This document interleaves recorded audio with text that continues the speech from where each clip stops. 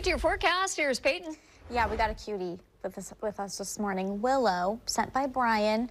I think this was exactly me yesterday, too. So cute. Yeah, when it's raining and gloomy, I mean, what else is there to do? Yeah, and watching basketball, of course, right?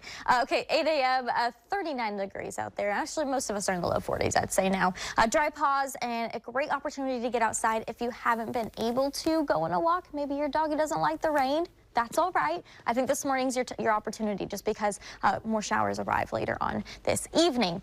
All right, let's talk about that record-breaking warmth. We've been kind of teasing you with it, right? That's going to happen likely on Tuesday, but I will say new data shows we may not be as warm, so we'll take a look at that. That just came out in the last hour.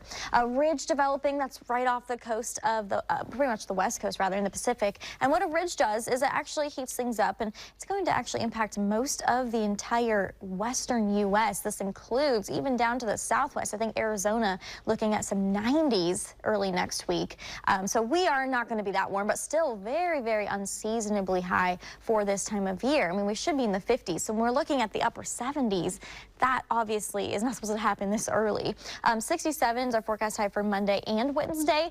Still, again, very warm. Not going to be record-breaking, but Tuesday's that day that we are really closely watching. I will say we've already reached 70 degrees this year. That was February 27th, if I remember correctly, and that usually doesn't even happen until April. So we've been trending actually quite warm so far, kind of the late winter, early spring time frame. Our average first 80 is early May. So if we happen to, you know, things reverse a little bit and we reach 80 degrees on Tuesday, that'll definitely be pretty crazy. So we'll see. And I think it's our second earliest on record for Portland.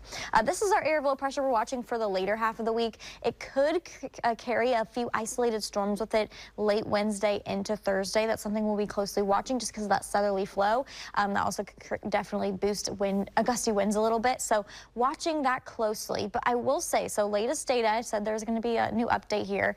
I think Tuesday could be slightly cooler. There is some new model runs that show more clouds moving in, and that'll prevent us from getting as warm. I think more so maybe 75 degrees. We'll see again that record 74, so we'd still beat it. I just don't think it's going to be as outstanding as we originally thought. So back to you, Deb. But yeah, gonna